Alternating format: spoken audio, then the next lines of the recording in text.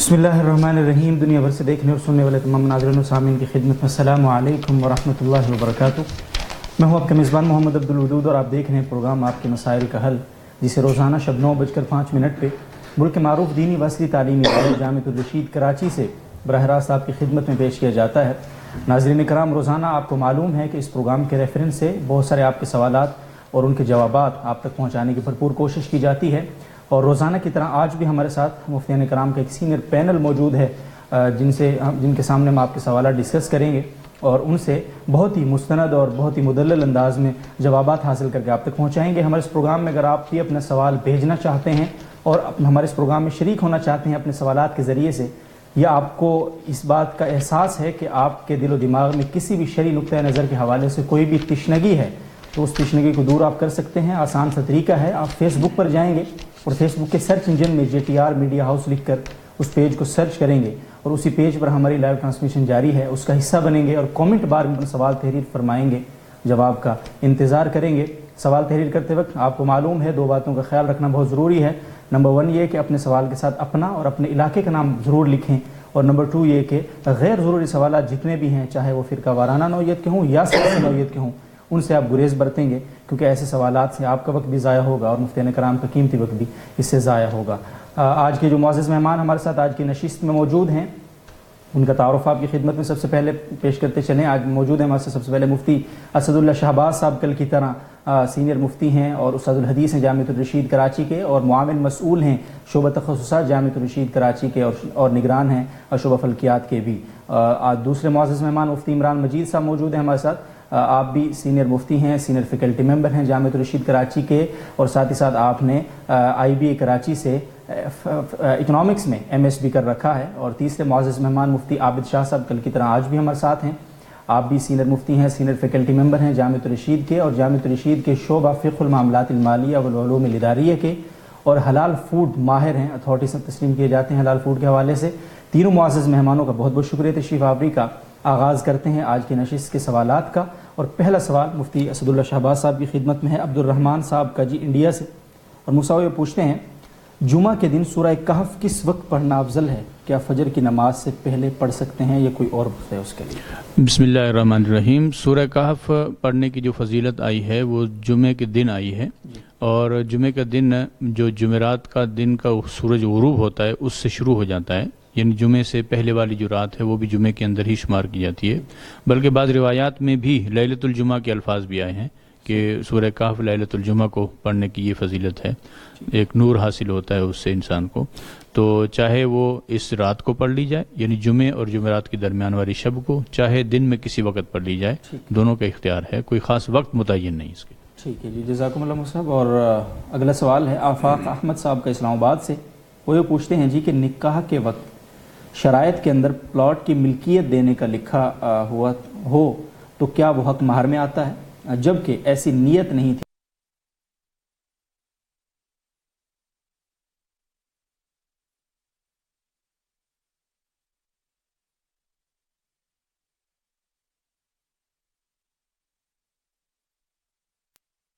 اور اس کا تسمیہ الگ سے تھا، اور ویسے ہی شرائط میں، کیونکہ آج کل فارم میں شرائط بہت ساری لکھی ہوئی ہوتی ہیں، تو شرائط میں لکھ دیا کہ ایک مکان بھی اس کے نام منتقل کریں گے، تو وہ الگ سے مستقل شرط ہے. ایک وعدہ کیا ہے آپ نے، وہ وعدہ نبھانا چاہیے، وعدے کو بلا عذر جو ہے نا وہ مؤخر نہیں کرنا چاہیے، لیکن اس کے اوپر نکاح موقوف نہیں ہے، نکاح بہرحال اس کا ہو جائے گا. صحیح. سب یہ شرط لگانا کیسا ہے بنیادی طور پر، یہ جو شرط ہے اس طرح کی پلاٹ وغیرہ کی یا پیسوں کی؟ بس نکاح کے ساتھ تو یہ ہوتا ہے کہ اس کے ساتھ کسی قسم کی بھی کوئی شرط لگا دی جائے تو نکاح کے اوپر اثر نہیں پڑتا ہے. ہاں البتہ کسی نے اپنی سیفٹی کے لیے، عموماً یہ ہوتا ہے کہ خواتین کو ڈر ہوتا ہے کہ کل کو خدا نخواستہ کوئی مسئلہ ہو گیا تو میرا مستقبل کیا ہوگا، تو اس وجہ سے کچھ خواتین جو ہے نا یہ لکھوا لیتی ہیں، یا ان کے والدین لکھوا دیتے ہیں. وہ اپنی حفاظت کے لیے لکھوائی ہے تو ٹھیک ہے، اگر دونوں میں ترازی ہے، آپس میں رضامندی ہے تو کوئی حرج نہیں اس میں. بہت شکریہ مصعب. اور مفتی عمران مجید صاحب کی خدمت میں سوال ہے خورشید احمد صاحب کا کشمیر سے. پوچھتے ہیں جی کہ کمپنی خریدار کو on line shopping per 100% cash back دیتی ہے، کیا یہ جائز ہے؟ بسم اللہ الرحمن الرحیم. کیش بیک جو 100% کیش بیک کے الفاظ سے تو ایسا پتہ چلتا ہے جیسے کہ سارے کے سارے جو پرائس ہے وہ ان کو واپس مل جائے گی، لیکن عموماً ایسا ہوتا نہیں ہے، کیونکہ بعض اوقات اس کے ساتھ اپ ٹو کی قید ہوتی ہے کہ 100% کیش بیک ہے لیکن اتنی حد تک، اس سے زیادہ نہیں ہے، اور بعض دفعہ ڈیلیوری چارجز تو بہرحال کسٹمر پہ ہوتے ہیں اور جو پرائس ہوتی ہے وہ اس کے اکاؤنٹ میں واپس لوٹا دیتے ہیں۔ تو خیر جو بھی صورتحال ہو، چاہے اپ ٹو کی قید ہو، چاہے وہ ڈیلیوری چارجز ہوں، یا اگر کسی جگہ فل کیش ہی وہ واپس دے دیتے ہوں، تو یہ ایک رعایت اور ڈسکاؤنٹ ہے جو لینا جائز ہے، اس میں کوئی قباحت نہیں ہے۔ ٹھیک ہے جی، بہت بہتر مصعب۔ اور اگلا سوال ہے ہم سے پوچھا ہے نوید صاحب نے، بلکہ جاوید ارمان صاحب نے، اور وہ یہ پوچھتے ہیں جی کہ ڈالر کو نقد میں 110 پر خریدتے ہیں اور 1 مہینے کے ادھار پر 113 میں بیچتے ہیں، کیا یہ جائز ہے شرعاً؟ دیکھیں جو مختلف کرنسیاں ہیں ان کی جب آپس میں بیع کی جاتی ہے تو اس کی بنیادی شرط یہ ہے کہ کم از کم ایک کرنسی پر جو مجلس العقد ہے جس کے اندر یہ ٹرانزیکشن ہو رہی ہے، اس مجلس کے اندر کم از کم ایک کرنسی پر بہرحال قبضہ کر لیا جائے۔ اگر ایک کرنسی پر بھی قبضہ نہیں کیا جائے گا تو یہ بیع بالکل باطل ہو جاتی ہے، اس کا پھر کوئی وجود نہیں رہتا۔ تو اگر ایک کرنسی پر قبضہ کر لیا جائے تو پھر یہ بیع جائز ہو جاتی ہے۔ دوسری بات جو ایکسچینج ریٹ کی ہے، تو اگر حکومت کی جانب سے کوئی ایسا ایکسچینج ریٹ مقرر ہو کہ جس کی مخالفت قانوناً جرم سمجھی جاتی ہو، تو پھر اس کی مخالفت آپ نہیں کر سکتے، آپ اسی ایکسچینج ریٹ پر بیع کریں گے۔ ہاں البتہ اگر ایسا کوئی ایکسچینج ریٹ مقرر نہیں ہے کہ جس کی مخالفت قانوناً جرم ہے، تو پھر تھوڑی سی فلکچویشن کے ساتھ بھی کیا جا سکتا ہے۔ البتہ ایک بات کا اس میں خیال رکھنا ہوگا کہ کہیں وہ فلکچویشن اتنی زیادہ نہ ہو کہ جس کو سود کا ہیلہ بنا لیا جائے۔ تو جو یہ سوال پوچھ رہے ہیں اس میں اتنی زیادہ فلکچویشن نہیں ہے کہ وہ 110 کا خریدتے ہیں اور ادھار پر 113 کا بیچ دیتے ہیں، اور ادھار پر چیزوں کی عموماً قیمت تھوڑی سی زیادہ ہوا کرتی ہے، تو یہ بیع جائز ہے۔ البتہ شرط یہ ہے کہ کم از کم ایک کرنسی پر اسی وقت مجلس کے اندر قبضہ کر لیا جائے۔ بہت شکریہ مصعب۔ اور مفتی عابد شاہ صاحب، عبدالقیوم صاحب نے پوچھا ہے کراچی سے سوال، کیا غسل والے وضو سے نماز درست ہو جاتی ہے یا نہیں؟ جی غسل والے وضو سے بھی نماز درست ہو جاتی ہے۔ غسل کے شروع میں وضو کرنا مستحب ہے، سنت طریقہ غسل کا یہی ہے کہ اس سے پہلے وضو کیا جائے، اور وہ وضو بھی دوسرے وضو کی طرح درست وضو ہے، اس کے ساتھ نماز ہو جاتی۔ بہت بہت شکریہ جی۔ اور حسان رسول صاحب نے سعودی عربیہ سے پوچھا ہے جس طرح قبلے کی طرف رخ کر کے استنجا کرنا منع ہے، کیا پشت کر کے بھی منع ہے یا نہیں؟ جی یہ سوال کل بھی آیا تھا اور ہم نے عرض کیا تھا کہ یہ حدیث کی روح سے ممنوع ہے، تو جس حدیث میں اس کو منع کیا گیا ہے قبلے کی طرف رخ کرنے کو، اس میں قبلے کی طرف پشت کرنے کو بھی منع کیا گیا ہے۔ بخاری شریف کی روایت ہے کہ اذا اتیتم الغائط فلا تستقبلوا القبلة ولا تستدبروها ولكن شرقوا او غربوا، کہ جب قضاء حاجت کے لیے جاؤ تو نہ تو قبلے کی طرف رخ کرو اور نہ اس کی طرف پشت کرو، بلکہ مشرق یا مغرب کی طرف رخ کر لو۔ تو مشرق اور مغرب تو خیر اس مدینہ کے ماحول کے لحاظ سے تھا کہ وہاں شمال جنوب میں تھا، تو اس لیے مشرق مغرب کا فرمایا، لیکن اصل یہی ہے کہ قبلہ کی طرف رخ کرنا بھی جائز نہیں ہے اور اس کی طرف پشت کرنا بھی جائز نہیں ہے۔ اگر کہیں پر اس کے خلاف ٹوائلٹ بن گیا ہو تو اس کی اصلاح ضروری ہے، اس کی اصلاح کرنی چاہیے، اور جب تک اصلاح نہ ہو، اگر اس وقت تک استعمال کرنے کی ضرورت پڑے تو بیٹھنے میں اس کا خیال رکھنا ضروری ہے کہ قبلہ کی طرف رخ نہ ہو، نہ پشت۔ جزاکم اللہ مصعب۔ اور مفتی عابد شاہ صاحب ہی کی خدمت کا اگلا سوال ہے روح نیاز صاحب کا ابوظہبی سے، اگر امام کے ساتھ اس حالت میں بندہ شامل ہو کہ وہ رکوع میں تھے امام صاحب، تو کیا ثنا پڑھ کر یا اس کے بقدر کھڑا رہ کر رکوع میں جانا ضروری ہے یا فوراً جانا چاہیے؟ جی اس میں اتنی دیر تو کھڑا رہنا ضروری ہے کہ جتنی دیر میں یہ اللہ اکبر کہہ سکے، کیونکہ تکبیر تحریمہ کے لیے قیام شرط ہے، قیام کی حالت میں ہونا چاہیے۔ باقی اس کے بعد پھر ثنا کے بقدر کھڑا رہنا یا ثنا پڑھنا یہ کوئی ضروری نہیں ہے، بلکہ بہتر یہ ہے کہ ایسے موقع پر اس کو چھوڑ کے امام کے ساتھ شریک ہوا جائے، کیونکہ متابعت امام کا تقاضا یہ ہے کہ اس کی اتباع کی جائے، اور امام رکوع میں ہے تو یہ بھی رکوع میں ہی چلا جائے تو یہ بہتر ہے۔ صحیح مصعب۔ صاحب ایک اس حوالے سے سوال یہ بھی ہے کہ نماز کے اندر امام صاحب اگر رکوع میں تو ہیں لوگ شریک ہو جاتے ہیں، جب امام صاحب کھڑے ہو جاتے ہیں رکوع کے بعد قومے کی حالت میں ہوتے ہیں یا پھر سجدے میں جا رہے ہوتے ہیں چلے جاتے ہیں، تو لوگ انتظار کرتے ہیں امام صاحب کے اگلے قیام کا اور اس وقت تک مسبوق حضرات کھڑے رہتے ہیں، تو فوراً شریک ہونا چاہیے یا اس امام صاحب کا انتظار کرنا چاہیے؟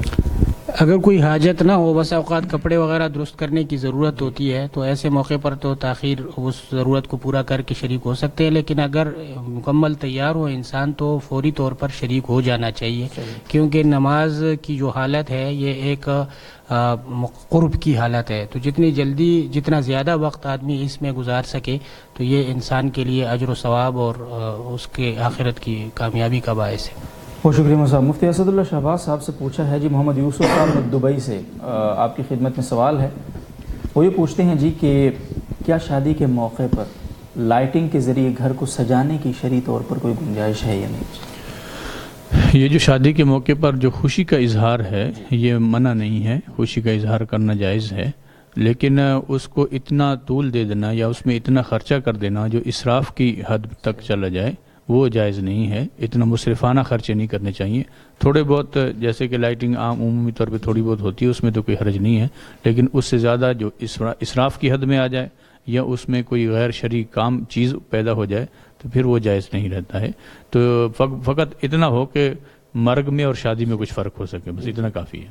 صحیح ہے جی، بہت شکریہ مصعب۔ اور رضوان صاحب کا اگلا سوال ہے، گجرات سے، ماں باپ چھوٹے بھائی کے ساتھ رہتے ہیں، اب وہ کہتے ہیں کہ ہم نے آپ کے گھر میں رہنا ہے، یعنی بڑے بھائی صاحب کے گھر میں، لیکن اس پر بھی راضی نہیں، تو کیا یہ کیا کرنا چاہیے اس حوالے سے؟ دیکھیں جی، بیوی کے ذمے والدین کی یعنی شوہر کے والدین کی خدمت نہیں ہے، اپنے شوہر کی تو وہ خدمت کرے گی، لیکن ساس سسر کی خدمت اس کے ذمے واجب نہیں ہے، ضروری نہیں ہے۔ وہ غالباً اسی سے گھبرا رہی ہوگی، میرے پاس آئیں گی تو مجھے ان کے کپڑے دھو کے دینے پڑیں گے، کھانا بنا کے دینا پڑے گا، اور بھی بہت سارے بوڑھے لوگوں کی مسائل ہوتے ہیں، تو عین ممکن ہے اس سے گھبرا رہی ہو، تو اس کو ایسا نہیں کرنا چاہیے۔ اپنے والدین کی طرح اپنے شوہر کے والدین کی بھی خدمت کرنی چاہیے، اس سے شوہر کے دل میں بیوی کی محبت بھی پیدا ہوتی ہے کہ میرے والدین کی خدمت کر رہی ہے، لہذا بیوی کی محبت پیدا ہو جائے گی اس کے دل میں، یہ بہت اچھی چیز ہے، لیکن آپ اس کو مجبور بہرحال نہیں کر سکتے، تو اس کو مجبور نہیں کر سکتے، لیکن والدین کی خدمت بھی آپ کے ذمہ ضروری ہے، آپ خدمت کریں گے تو اس کی صورت یہ آپ اپنا لیں کہ والدین کو اس گھر میں رکھیں، لیکن بیوی کا کمرہ الگ ہو جس میں والدین کا کوئی عمل دخل نہ ہو، اور والدین کی خدمت آپ کے ذمہ ہے، آپ پھر جہاں سے مرضی اس کو کھانا پہنچائیں، جہاں جو خدمت کرنا چاہتے ہیں، کوئی خاتون رکھ لیں باہر سے، وہ آپ کی ذمہ ہوگی، لیکن اس سے تو منع بہرحال نہیں کر سکتی۔ بیوی کا بس اتنا حق ہے کہ اس کو الگ کمرہ ہو اور اس کے اندر کوئی اور مداخلت نہ کرے، اور اس کا کھانے پینے کا سلسلہ الگ ہو، تو پھر اس کو اعتراض کی کوئی گنجائش اس کی نہیں ہے۔ یعنی بیوی کی وجہ سے والدین کو نہیں چھوڑ سکتا اور والدین کی وجہ سے بیوی کا حق مار نہیں سکتا۔ ٹھیک ہے جی، بہت شکریہ صاحب۔ اور اگلا سوال ہے جی ایمن صاحبہ کا امریکہ سے، وہ یہ پوچھتی ہیں کہ اگر بچے کے کان میں فون پر اذان دیں تو کیا درست ہے؟ بہتر تو یہ ہے کہ خود بالمشافہ اذان دی جائے، کیونکہ اس کے اندر ایک کان میں اذان، دائیں میں اور بائیں کے اندر اقامت کہی جاتی ہے، اور خاص طریقہ ہے، اور انسان جب خود بولتا ہے تو ان الفاظ میں، زبان میں ایک اللہ تعالیٰ نے خاص قسم کی تاثیر رکھی ہے، تو وہ تاثیر اسی وقت استحباب ثابت ہوگا جبکہ خود آدمی اذان دے رہا ہے۔ لیکن اگر جیسے کہ ہم امریکہ میں رہتی ہیں، ایسا آدمی وہاں نہیں مل رہا ہے، ہاسپٹل کے اندر پیدائش ہو رہی ہے، تو پھر باہر سے کسی نے فون پر بھی اذان دے دی تو تب بھی وہ ٹھیک ہو جائے گی، یعنی مسنون سنت ادا ہو جائے گی اس میں۔ صحیح۔ اسی طرح ریکارڈنگ کا بھی حکم ہوگا، ریکارڈڈ اذان اگر بس ریکارڈڈ اذان جو ہے نا وہ اس میں نہیں آئے گی، خود آدمی بالمشافہ وہاں یعنی لائیو اذان دے رہا ہو۔ بہت شکریہ صاحب۔ اور مفتی عمران مجید صاحب، آپ کی خدمت میں سوال ہے جی نوید صاحب کے سعودی عرب سے، ایک آن لائن گیم ہے، اس میں شامل ہونے کے لیے فری آئی ڈی بنائی جاتی ہے، پھر ایک ویڈیو گیم کھیلا جاتا ہے، اس سے زیادہ کوائن بنائے جاتے ہیں، پھر اس آئی ڈی کو کوائن سمیت کسی کو رقم پر فروخت کرتے ہیں، وہ شخص اس آئی ڈی کو کسی اور پر زیادہ رقم پر فروخت کرنے کی کوشش کرتا ہے، کیا یہ خرید و فروخت اور اس سے حاصل ہونے والی رقم شرعاً جائز ہے یا نہیں؟ دیکھیں، یہ جو ہے یہ کوئی عین نہیں ہے بلکہ یہ ایک حق ہے، جس کو ہم یہ کہہ سکتے ہیں کہ یہ کوئی ٹینجیبل ایسٹ نہیں ہے بلکہ یہ صرف ایک رائٹ اور حق ہوتا ہے، اور اس طرح کے جو رائٹس ہوتے ہیں جو کسی ٹینجیبل ایسٹ سے متصل نہیں ہوتے تو ان کی بے شرع جائز نہیں ہوتی، لہٰذا اس کی بھی بے شرع جائز نہیں ہے۔ اور مزید یہ کہ کچھ گیمز ایسی ہیں جیسے کہ ہمارے علم میں جو 8 پول ایک گیم ہے، اس کے ٹرمز اینڈ کنڈیشن میں کمپنی خود یہ بات لکھتی ہے کہ یہ جو کوئنز ہم آپ کو دے رہے ہیں یہ کوئی نہ کوئی لیگل ٹینڈر ہے، نہ یہ کوئی کرنسی ہے، ایون کہ یہ ریڈیمیبل بھی نہیں ہے، آپ ہمیں یہ واپس کر کے پیسے بھی نہیں لے سکتے، اور یہاں تک بھی انہوں نے لکھا کہ یہ ٹرانسفریبل بھی نہیں ہے، یہ آپ کسی اور کو دے بھی نہیں سکتے۔ تو اس میں شرعاً بھی مسائل ہیں، اور کمپنیز کی جو ٹرمز اینڈ کنڈیشنز ہیں اس کے لحاظ سے بھی ان کی آپس میں بے شرع صحیح نہیں ہے۔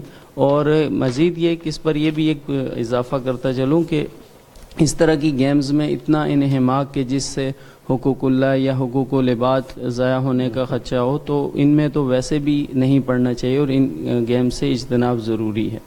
بالکل، بہت شکریہ مصعب۔ اور نسرین صاحبہ کا سوال ہے مکہ مکرمہ سے، مجھے کسی دوست نے برقع خریدنے کا کہا ہے، میں نے 300 ریال میں خریدا مگر اصل قیمت 400 ریال تھی، میں نے 100 ریال کم کروائے تھے، اب اگر میں اپنے دوست سے پورے 400 ریال لوں تو کیا یہ جائز ہے؟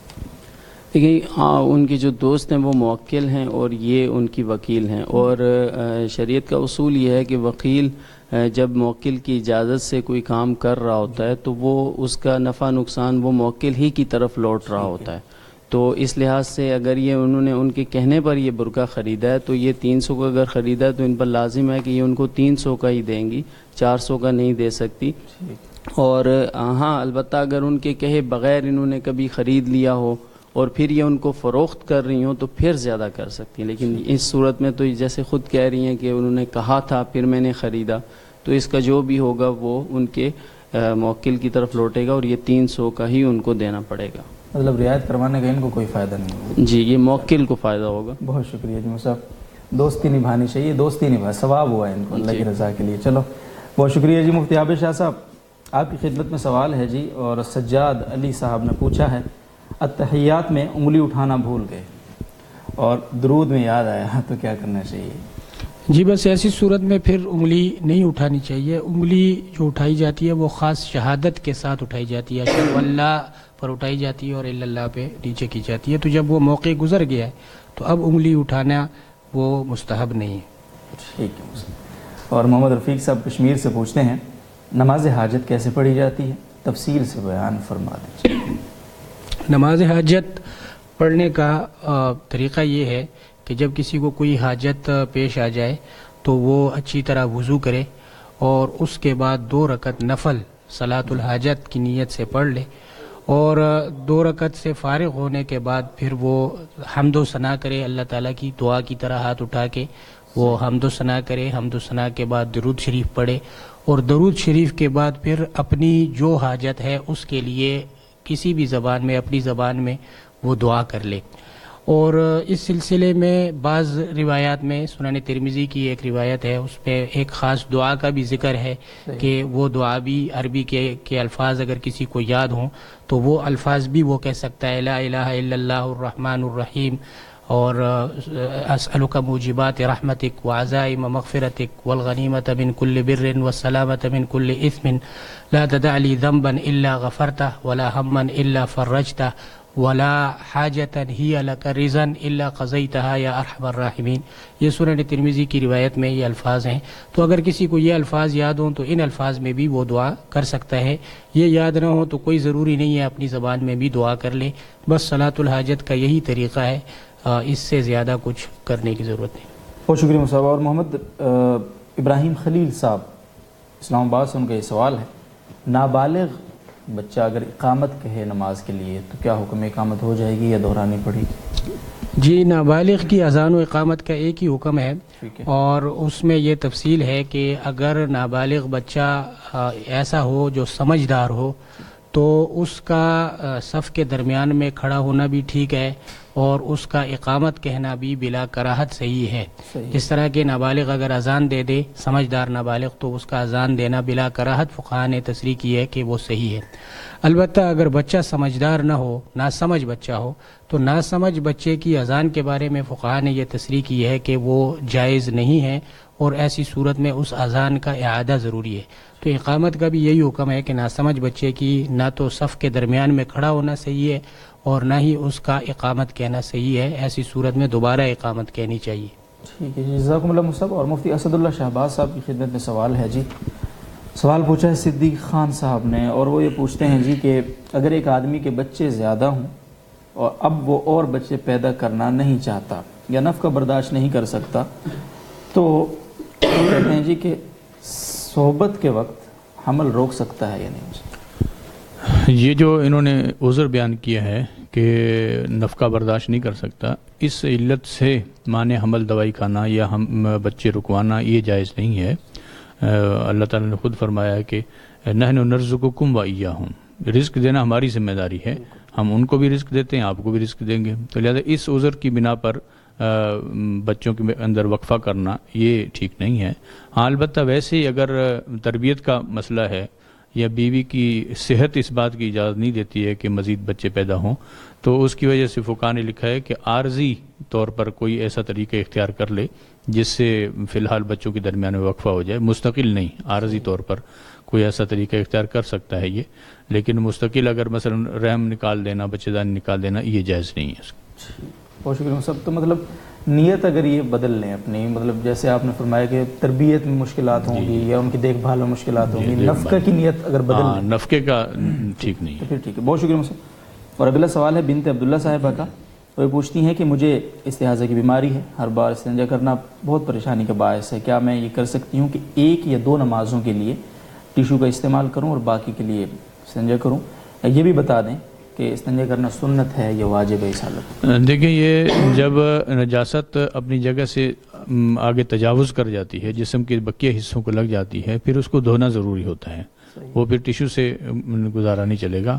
ہاں البتہ اس سے تقلیل ہو جاتی ہے، کم ہو جاتی ہے نجاست، تو یہ اگر اتنی کم ہو جائے کہ وہ 1 درہم کی بقدر سے کم ہو تو پھر تو ٹھیک ہے، گزارا چل جائے گا، لیکن عموماً زیادہ پھیل جاتی ہے، خصوصاً جو ان کا مسئلہ ہے، اس وجہ سے ان کو چاہیے کہ استنجا ہی کرے۔ اور ہاں البتہ اگر پریشانی ہو، اس کی وجہ سے بیماری میں اضافے کا مسئلہ ہو، تو پھر اس کو ٹیشو پیپر استعمال کر سکتی ہیں، لیکن اس کو ایسا استعمال کرے کہ غالب گمان یہ ہو جائے کہ 1 درہم سے زیادہ نجاست باقی نہیں رہ گئی ہے۔ اگر ایسا ہوگا تو پھر ان کو دھونا ضروری پڑے گا۔ بہت شکریہ جی۔ اور اگلا سوال بھی اسی طرح کا ہے، نسرین صاحبہ نے پوچھا مکہ مکرمہ سے، وہ بھی یہ کہتی ہیں جی کہ مجھے بیماری ہے اور کیا میں مغرب کا وضو 10 منٹ پہلے کر سکتی ہوں، کیونکہ وقت داخل ہونے کے بعد بسا اوقات باہر جانے میں کافی مشکل ہو جاتی ہے۔ یہ غالباً معذور ہیں، تو اس وجہ سے یہ پوچھ رہی ہیں۔ تو معذور کا حکم تو یہ ہے کہ جیسے ہی ایک نماز سے دوسری نماز کا وقت ہوگا تو اس کا وضو خود بخود ٹوٹ جاتا ہے، تو لہذا یہ اگر انہوں نے پہلے وضو کر لیا، مغرب کا وقت داخل ہونے سے پہلے وضو کر لیا، تو مغرب کا وقت داخل ہوتے ہی وضو اس کا دوبارہ ٹوٹ جائے گا۔ تو اس کو کم از کم جب مغرب کا سورج غروب ہو جائے اس کے بعد وضو کرے، اس سے پہلے وضو کرنا ان کے لیے ٹھیک نہیں ہے۔ جزاکم اللہ جی۔ اور مفتی عمران مجید صاحب موجود ہیں ہمارے ساتھ، اور اگلا سوال آپ ہی کی خدمت میں ہے، اور سوال ہم سے پوچھا ہے جی علی حیدر صاحب نے۔ وہ سب پوچھتے ہیں کہ کیا آن لائن ارننگ مثلا فری لائسنسنگ، یوٹیوب افیلیٹ میرے خیال لکھا ہوا ہے، افیلیٹ مارکیٹنگ وغیرہ جائز ہے یا نہیں؟ وہ سب ساہیوال سے پوچھتے ہیں۔ وہ دیکھیے، جو آن لائن جو کام کیے جاتے ہیں، جیسے انہوں نے فری لانسنگ کا ذکر کیا، فری لانسنگ میں بنیادی طور پر ہو یہ رہا ہوتا ہے کہ آپ پروجیکٹس لے رہے ہوتے ہیں، اور چاہے وہ ٹائپنگ کے پروجیکٹ ہوں، ڈیٹا انالیسس کے پروجیکٹ ہوں یا کمپوزنگ کے پروجیکٹ ہوں گے، تو اگر وہ کام جائز ہے تو پھر اس کی اجرت لینا بھی جائز ہے اور وہ کام کرنا بھی جائز ہے۔ اور اسی طرح جو یوٹیوب مارکیٹنگ کی بات کرتے ہیں یا افیلیٹڈ مارکیٹنگ کی بات کرتے ہیں، تو اس میں دیکھا جائے گا کہ جس چیز کی یہ تشہیر کر رہے ہیں اس کا کنٹینٹ کیا ہے۔ اگر اس کا کنٹینٹ ایسا ہے جس کا دیکھنا جائز ہے تو پھر یہ کام کرنا بھی جائز ہے اور اس کی اجرت لینا بھی جائز ہے، لیکن اگر وہ کنٹینٹ ہی ایسا ہے جو شرعاً جس کو دیکھا نہیں جا سکتا تو پھر یہ کام کرنا بھی ناجائز ہے اور اس کی اجرت بھی جائز نہیں ہوگی۔ بہت بہت شکریہ جی۔ اور اگلا سوال ہے یاسر خان صاحب کا، اور وہی کہتے ہیں جی کہ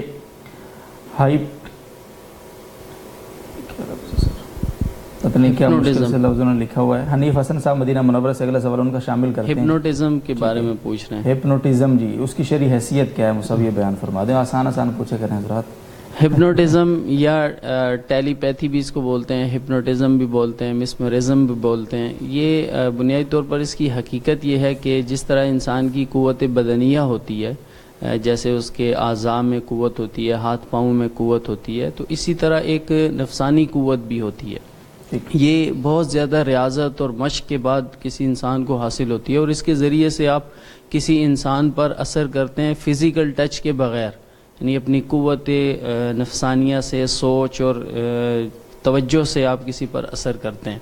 تو بنیادی طور پر اگر یہ مباح مقصد کے لیے ہو تو یہ جائز ہے، اور اگر کسی ناجائز مقصد کے لیے ہو تو یہ ناجائز ہے.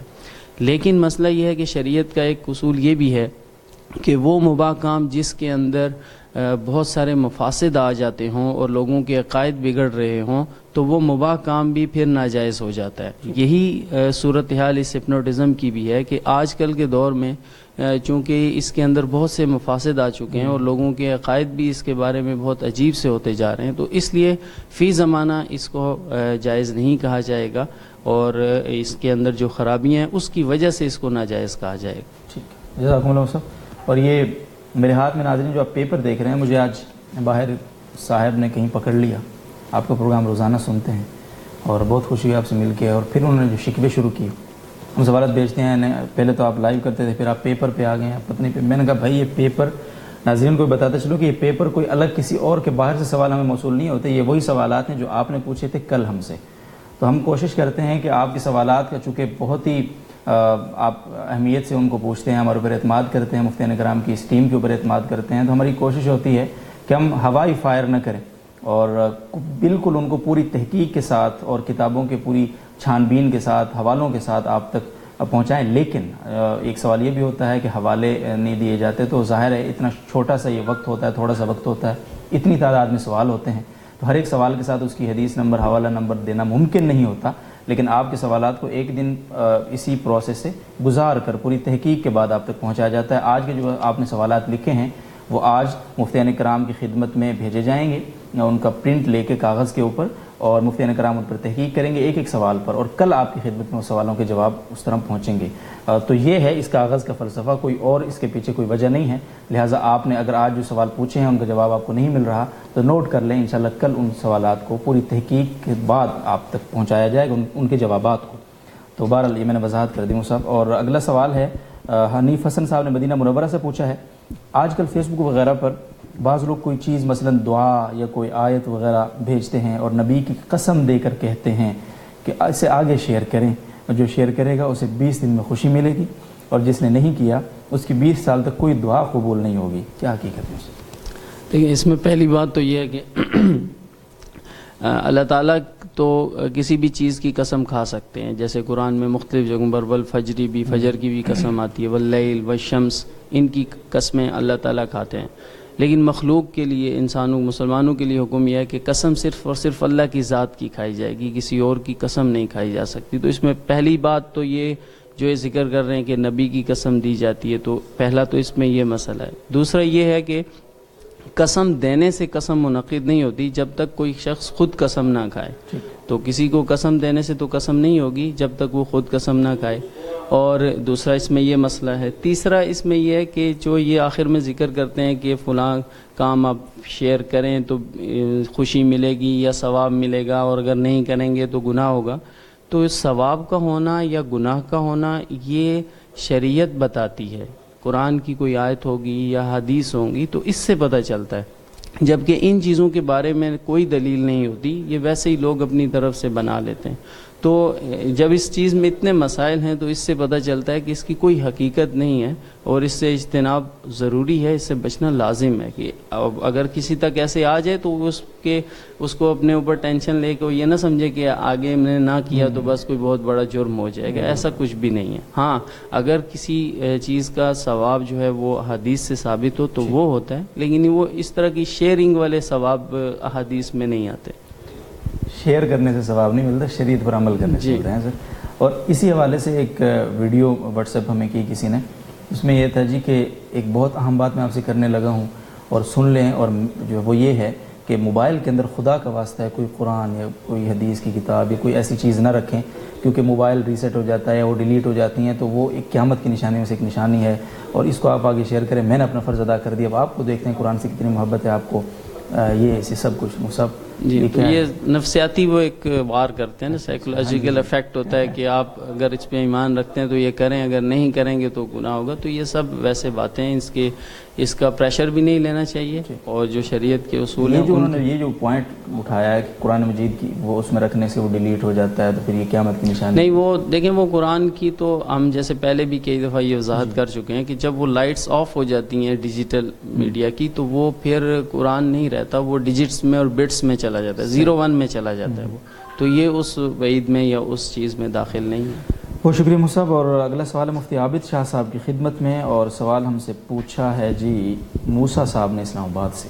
اگر مسافر مقیم کی ابتدا میں نماز پڑھے اور 2 یا 3 رکعتیں رہ جائیں تو اس کے ادا کرنے کا کیا طریقہ ہے مفتی صاحب؟ جی اس کی ادا کرنے کا وہی طریقہ ہے جو ایک عام آدمی جب نماز پڑھتا ہے امام کے پیچھے اور اس کی کچھ رکعتیں رہ جاتی ہیں، کیونکہ جب مسافر مقیم امام کی اقتداء کرتا ہے تو اقتداء کی وجہ سے اس پر بھی پوری نماز واجب ہو جاتی ہے. تو جب پوری نماز اس کے ذمہ میں واجب ہے تو جب اس کی رکعتیں رہ جاتی ہیں عام حالات میں جیسے وہ ادا کرتا ہے اس کو، وہ اس حالت میں بھی ان رکعتوں کو ادا کر لے. ٹھیک، جزاکم اللہ جی. اللہ دتا صاحب نے پوچھا ہے سعودی عرب سے سوال، میقات سے احرام باندھنے کے بعد حرم پاک تک پہنچنے کے دوران کھانا پینا کیسا ہے؟ مثلا خوشبودار فروٹ، مالٹا، سلاد اور جوس وغیرہ سمتھنگ. یہ اس طرح سے کیا حکم ہے اس حالت کو؟ جی کھانا پینا احرام کی حالت میں جائز ہے، اور فروٹ سلاد وغیرہ جو خوشبودار سلاد فروٹ وغیرہ ہیں ان کا استعمال کرنا بھی احرام کی حالت میں جائز ہے، اس میں کوئی حرج نہیں. ٹھیک. اور اگلا سوال ہم سے پوچھا ہے منیر احمد صاحب نے، اور مصعب یہ پوچھتے ہیں میں نے یہاں پیپرز کی وصولی کے لیے سیاسی پناہ کا کیس اپلائی کیا ہوا ہے، جبکہ حقیقت میں میرے ساتھ ایسا کچھ نہیں ہے. اس صورت میں امامت کرنے کا کیا حکم ہے؟ نیز کیا دوسرا روزگار یہاں پہ اختیار کرنا جائز ہوگا یا نہیں؟ پتہ نہیں انہوں نے کہاں سے پوچھا ہے، یہ تو نہیں لکھا ہوگا، باہر کہیں سے ہوگا. یہ بہت بڑا گناہ ہے جی کہ ایک آدمی جو ہے وہ اس کے ساتھ کوئی مسئلہ نہیں ہے اور وہ محض جھوٹ بول کر ویزا حاصل کرنے کے لیے وہ یہ بیان کرتا ہے کہ میرے ساتھ یہ مسئلہ ہے. تو جھوٹ سری جھوٹ ہے یہ، اور سری جھوٹ جو ہے اس کی شریعت میں کسی بھی صورت میں اجازت نہیں دی گئی ہے. مجبوری کی صورت میں بھی سری جھوٹ بولنے کی شریعت نے اجازت نہیں دی ہے. تو یہ بہت بڑا گناہ ہے. حدیث شریف میں آتا ہے کہ مومن سب کچھ ہو سکتا ہے لیکن جھوٹا نہیں ہو سکتا، اور پھر جھوٹوں پر قرآن پاک میں اللہ تعالیٰ کی لعنت آئی ہے، اور بھی بہت سخت وعیدیں ہیں. نہ کاذب کفار کے نا شکرا، اور وہ جو ہے وہ اللہ تعالیٰ کی نظر میں بہت ناپسندیدہ ہے. تو اس لیے انہوں نے بہت بڑا گناہ کیا ہے، اور اس گناہ پر ان کو توبہ و استغفار کرنے چاہیے. جو لیگل طریقہ ہے ویزا حاصل کرنے کا، اور سچ بول کر اس طریقے سے ویزا حاصل کریں. باقی اس جرم کے باوجود ان کو جو ملازمت وہاں پہ جو روزگار ملے گی، اگر وہ روزگار وہ کام جائز ہو تو اس کام کی تنخواہ ان کی حلال ہوگی اور وہ کام کرنا ان کے لیے جائز ہے. ٹھیک، بہت شکریہ صاحب. اور بعض لوگ سمجھتے ہیں کہ صرف مسلمانوں سے سچ بولنا چاہیے، کافروں سے جھوٹ بولنے کی بھی گنجائش ہے. حالانکہ یہ سچ سچ ہے، چاہے مسلمان سے بولے کا جھوٹ جھوٹ ہے، چاہے مسلمان کے سامنے ہو یا کافر کے سامنے. بہت شکریہ جی. اور مفتی اسد اللہ شہباز صاحب کی خدمت میں سوال ہے بنت جمال صاحبہ کا کراچی سے، اگر سردی میں گرم پانی سے وضو کیا جائے تو کیا ثواب میں کمی واقع ہو جاتی ہے؟ ایسا کچھ ہے؟ نہیں جی، ایسی کوئی بات نہیں ہے کہ سردی میں گرم پانی، ایک نعمت اللہ تعالیٰ نے دی ہے، سہولت دی ہے تو اس سے فائدہ اٹھانا چاہیے. شاید ان کو ایک دوسری جو روایت بعض حضرات نے ذکر کی ہے کہ مائع مشمس یعنی سورج سے جو گرم شدہ پانی ہوتا ہے اس کو استعمال کرنے کی ممانعت آئی ہے کہ وہ برس کے سبب بن جاتا ہے یا کوئی بیماری پیدا ہوتی ہے اس کی وجہ سے. تو وہ الگ مسئلہ ہے کہ دھوپ سے گرم کیا ہوا پانی طبی لحاظ سے اگر نقصان دہ ہے تو وہ نہیں استعمال کرنا چاہیے، لیکن شرعاً اگر استعمال کر لیا تو اس سے وضو بھی ٹھیک ہے، کوئی حرج نہیں اس میں، اور عام پانی میں کوئی مسئلہ نہیں. شکریہ جی. فرمان نسیم صاحب دہلی سے پوچھتے ہیں کیا ایک ہاتھ کو ایک مرتبہ بھگو کر اس سے دونوں خفین پر مسح کر سکتے ہیں؟ نہیں جی، خفین پہ مسح کرنے کے لیے اگر ایک ہاتھ سے کرنا چاہتا ہے تو اس کو ایک مرتبہ بھگو کر ایک موزے پر مسح کرے گا اور پھر دوبارہ بھگو کر پھر دوسرے موزے پہ مسح کرے گا. ایک ہی مرتبہ بھگو کر دونوں پہ مسح نہیں کرنا چاہیے. محمد عامر صاحب پوچھتے ہیں مصعب سردیوں میں جرابوں پر مسح جائز؟ جرابیں جو عام اس کی کپڑے والی مراد ہیں اسی کو ہم لوگ عموماً جرابیں کہتے ہیں، اس کے اوپر مسح کرنا جائز نہیں ہے، چاہے سردی ہو چاہے گرمی ہو. البتہ موزے ہیں چاہے چمڑے کے ہوں چاہے ریگزین کے ہوں، یا پھر آج کل ایک نئی جرابیں آئی ہیں جن کو واٹر پروف جرابیں کہتے ہیں، وہ بنائی ہی اس لیے گئی ہیں کہ ان کے اوپر مسح کیا جائے. اور سردی کے لیے بنائی گئی ہیں ان کے اوپر بھی مسح کے جواز کا فتویٰ ہے، لیکن عام جو جرابیں کپڑے والی ملتی ہیں اس کے اوپر مسح نہیں کرنا چاہیے۔ بہت بہت شکریہ جی۔ اور عابد حسین صاحب نے پوچھا ہے کراچی سے، جنابت کی حالت نہ ہو لیکن کپڑے اور بدن کسی چیز سے ناپاک ہو گئے ہوں تو ایسی حالت میں زبانی تلاوت قرآن کر سکتے ہیں یا نہیں جی؟ دیکھیے، تلاوت قرآن کرنے کے لیے کپڑے کا پاک ہونا یہ شرط نہیں ہے، اچھی چیز تو ہے لیکن شرط نہیں ہے۔ اسی طرح کوئی نجاست اگر بدن کے اوپر ظاہری نجاست لگی ہوئی ہے تو وہ بھی ضروری نہیں ہے کہ آدمی تلاوت کر رہا ہے تو وہ نجاست سے پاک ہونا اس کے لیے بھی ضروری نہیں ہے، بلکہ لگی ہوئی ہے تو دھونی تو چاہیے، وہ ظاہر ہے جسم کو ناپاک نہیں رکھنا ہے، لیکن اگر اس کے باوجود بھی اس نے تلاوت کر لی تو کوئی حرج نہیں، تلاوت کرنا جائز ہے، جنوبی نہ ہو، جیسے کہ وہ انہوں نے خود بھی لکھ دیا ہے۔ جزاکم اللہ خیر۔ عمران مجید صاحب محمد قادر صاحب نے پوچھا ہے کوہاٹ سے، اپنی گائے کے لیے گھاس اگائی ہے ہم نے، اس میں زکوٰۃ کا کیا حکم ہے؟ ہاں دیکھیں، جو بھی چیز مقصودی طور پر اگائی جاتی ہے تو اگر اس کے پانی کو دیکھا جائے گا، اگر اس کا پانی مفت کسی ذریعے سے آتا ہے، چاہے بارش کا پانی ہے یا نہر کا پانی خود ان تک پہنچ رہا ہے اور کوئی مالگزاری وہ نہیں دے رہے، تو اس صورت میں اس میں پھر عشر ہوتا ہے 10%، اور اگر ان کو کچھ پے کرنا پڑتا ہے، کچھ کسی طرح سے ان کا خرچہ ہوتا ہے اور پھر وہ اس کو سیراب کرتے ہیں تو اس صورت میں نصف عشر واجب ہوتا ہے 5%۔ اور انہوں نے زکوٰۃ کا ہے، ویسے وہ جو پیداوار کی زکوٰۃ ہے وہ عشر کہلاتی ہے۔ جزاکم اللہ جی۔ محمد وسیم صاحب نے پوچھا، انڈیا سے سوال اگلا ہے، اور وہ یہ پوچھتے ہیں جی کہ اگر کوئی عورت یہ سوچے کہ وہ اپنا زیور سونا بیچ کر کوئی گھر لے لے یا کوئی بھی ایسی چیز لے لے جس پر زکوٰۃ نہ آتی ہو تو کیا ایسا کرنا اس کے لیے صحیح؟ جی ایسا کر سکتے ہیں، البتہ اس میں یہ خیال رکھا جائے گا کہ صاحب نصاب ہونے کے بعد اگر 1 سال یا 1 سے زائد سال گزر چکے ہیں تو ان کی زکوٰۃ تو بہرحال ان کے ذمے ہے اور وہ ادا بھی کرنا ہوگی۔ اس طرح کرنے سے وہ گزشتہ زکوٰۃ معاف نہیں ہوگی۔ ہاں البتہ آئندہ کے لیے اگر وہ ایسی کوئی چیز لے لیتے ہیں جس پر زکوٰۃ نہیں ہوتی اور اس کو بیچنے کی نیت سے نہیں خریدتے تو پھر وہ مال تجارت بھی نہیں بنے گا، تو پھر اس پر آئندہ کے لیے زکوٰۃ نہیں آئے گی۔ جزاکم اللہ جی۔ غلام مجتبیٰ صاحب ٹنڈ سمرو سے ان کا یہ سوال ہے، قرضہ ہے ایک انسان پر اور اس قرضے کی حالت میں حج اور عمرہ کرنا جائز ہے؟ دیکھیں، اس میں دیکھا یہ جائے گا کہ ان کے جو اس قرضے کو ان کے اثاثوں میں سے مائنس کرنے کے بعد اگر وہ صاحب نصاب ہیں اور صاحب استطاعت ہیں تو پھر ان پر حج فرض ہے، اور اگر وہ صاحب استطاعت نہیں ہیں تو پھر حج فرض نہیں ہے۔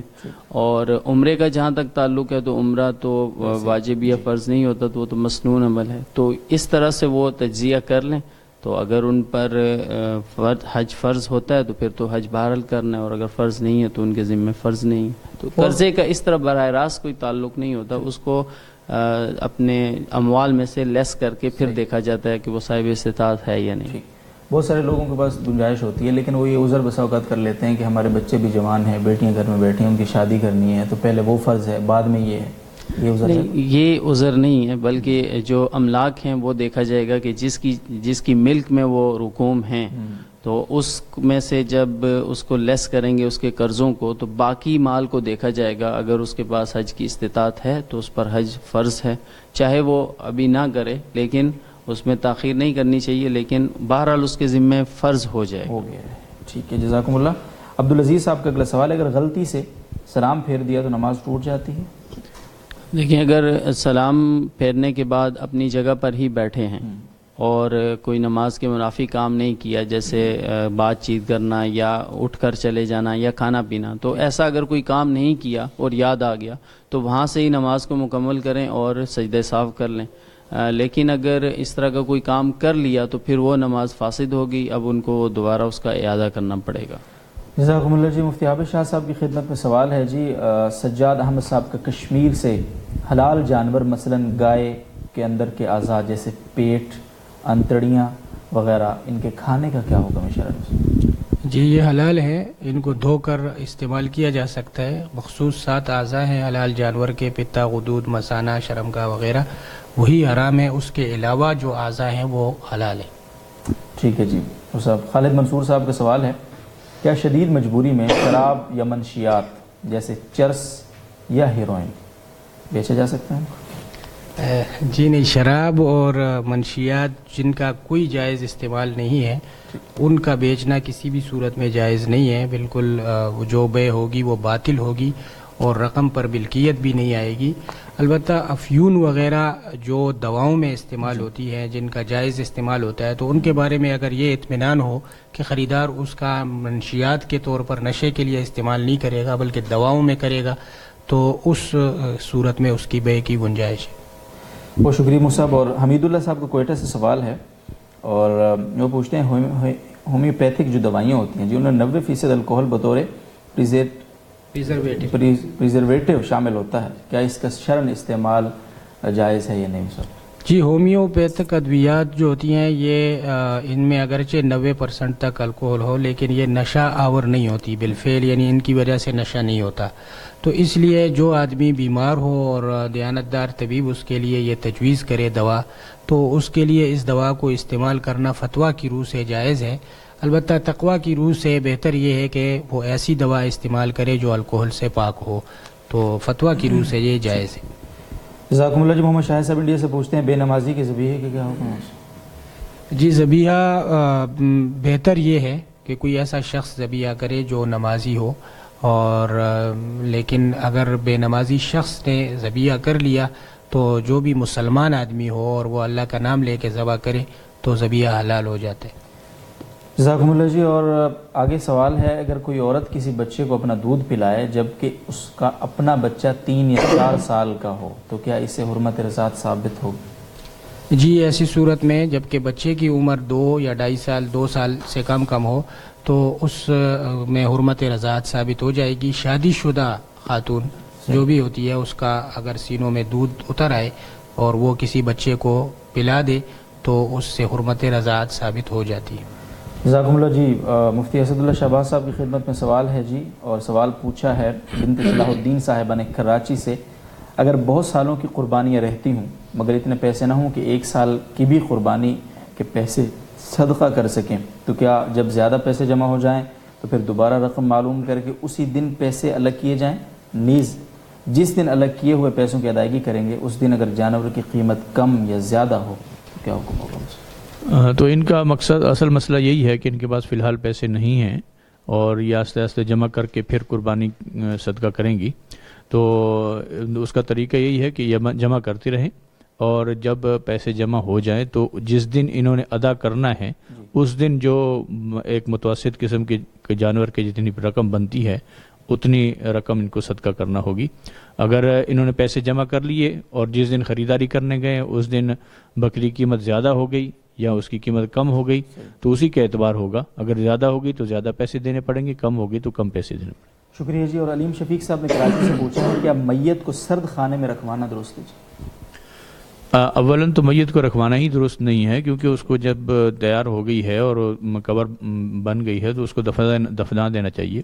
ہاں البتہ بسا اوقات کسی عذر سے رکھا جاتا ہے. مثلاً بعض علاقوں میں قانونی کارروائی اتنی لمبی ہوتی ہے, مثلا سعودی عرب میں کوئی فوت ہو گیا تو وہ ان کی قانونی کارروائی کرتے کرتے 2-4 دن لگ جاتے ہیں, اس سے پہلے تدفین نہیں ہوتی, تو ظاہر ہے پھر صدقہ میں ہی رکھیں گے اور کہاں رکھیں گے.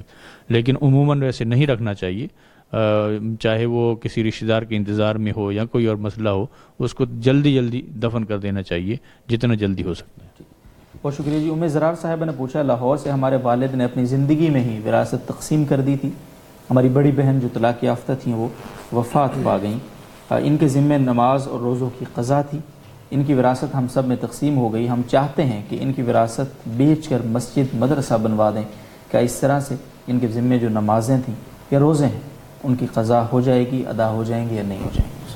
اگر یہ روزوں کا یا نمازوں کا فدیہ دینا چاہتے ہیں تو پھر اس کے لیے الگ سے کسی غریب کے حوالے کرنے ہوں گے, کسی مسکین کو فدیہ کے طور پہ رقم دینی ہوگی. ایک نماز کا فدیہ اتنا ہی ہوتا ہے جتنا ایک صدقۃ الفطر کی رقم ہوتی ہے. تو اگر اس طرح ادا کریں گے تو ہو جائے گی. لیکن اگر انہوں نے مدرسہ یا مسجد بنا دی تو پھر ان کا فدیہ ادا نہیں ہوگا. البتہ اس کو ثواب ملے گا کہ مدرسہ بنانے کا جتنا ثواب ہوتا ہے یا مسجد بنانے کا جو ثواب ہوتا ہے وہاں پورے لوگ جو نماز پڑھیں گے تو وہ پھر ثواب ان کو مل جائے گا, لیکن پھر ان کی نمازیں ادا نہیں ہوں گی. جزاکم اللہ صاحب. اور اگلا سوال ہے مفتی عمران مجید صاحب کی خدمت میں, اور سوال پوچھا ہے صدام ملا صاحب نے انڈیا سے.